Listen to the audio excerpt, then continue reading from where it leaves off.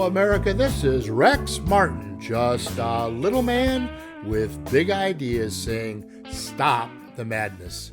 Legion of Lamentation by E.P. Unum, July 13th, 2020. And I quote, "It is a fact of life in our country today that there are people who live to be offended. They're called progressives. They are offended by Confederate statues and the Confederate flag, by monuments that they say celebrate white supremacy and colonialism, by Trump supporters, by Trump himself, and by those who refuse to get on their knees and grovel before Black Lives Matter. Well, I am not one of them, and I have got a big revelation for them. Here are things for which I'll never apologize, and I don't give a sour owl shit if you're offended by any of them. 1. I'm white.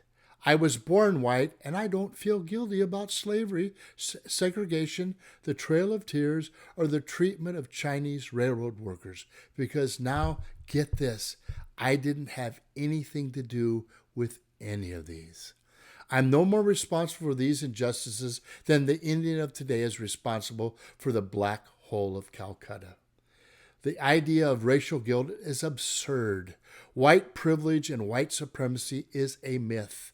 Where's the White Miss America contest, White History Month, and white entertainment television? Where are the white-only colleges and universities, white-only dating sites, or white-only bars and restaurants? Where are the quotas and set-asides for Caucasians? Do we need to address these things? To some degree, yes, but not by rioting, tearing down statues, looting and destroying businesses, changing names of sports teams and products. We can and should address these things with civility and dialogue by all concerned. I love America. I believe in America. Exceptionalism, America pioneered representative government guided by a written constitution. We fought a war with 620,000 dead to end slavery. We defeated Nazi Germany and Imperial Japan and liberated the death camps. We saved Europe from tyranny twice in the 20th century. And then, with American investment, innovation, resourcefulness, and generosity, rebuilt the economies of 17 nations of Europe and the nation of Japan. Our arms kept communism from conquering the world. Our factories and workshops produced a flood of inventions and products that benefited humanity. We built the greatest, most respected medical system in the world and earned more Nobel Prizes in medicine than any other nation on earth by a factor of 10. What country has done as much, especially in 244 years, a relative hiccup in time? I'm a religious person. I love God and Jesus Christ. I am proud of my faith, but I do not wear it on my sleeve. I respect all religions. I also believe in the state of Israel. Modern Israel is a miracle and a fulfillment of biblical prophecy. Israel is a beleaguered outpost of civilization and a savage region and a bulwark against the forces of darkness. The next time your physicians give you a shot of penicillin, look up who discovered this miracle drug. My heroes include George Washington, Thomas Jefferson, Andrew Jackson, Abraham Lincoln, Teddy Roosevelt. Washington and Lincoln were indispensable men.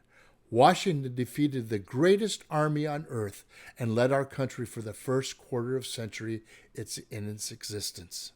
Lincoln saved the Union, abolished slavery, and inspired generations with his rhetoric. The Declaration of Independence flames with the eloquence of Thomas Jefferson, arguably the most intelligent man to ever serve as President of the United States. Andrew Jackson, the hero of the Battle of New Orleans, represented the pioneer spirit. Teddy Roosevelt led the charge into the 20th century, the American century.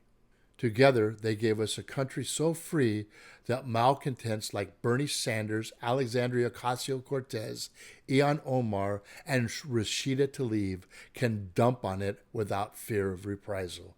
Indeed, if you listen to all the complaints voiced from all the liberal progressive Democrats and communists like New York City Mayor de Blasio, you're hard-pressed to understand why there are so few people leaving our country.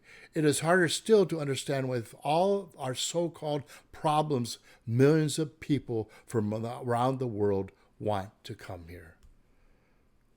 I support our police, and I believe police officers are generally decent, honorable men and women who are doing a difficult, dangerous, often thankless job.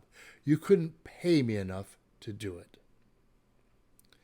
Besides, risking their lives every time they go to work, they bear the added burden of listening to insults shouted at them by spoiled, ungrateful people, many of whom are wet behind their ears and probably still wearing diapers. Police today have become the punching bag for the nation, and sadly, they receive little or no respect or support from their superiors and the gaggle of incompetent Democratic mayors around the country, and like our military, they are all that stands between us and the abyss. This is Rex Martin saying we have got to stop the madness.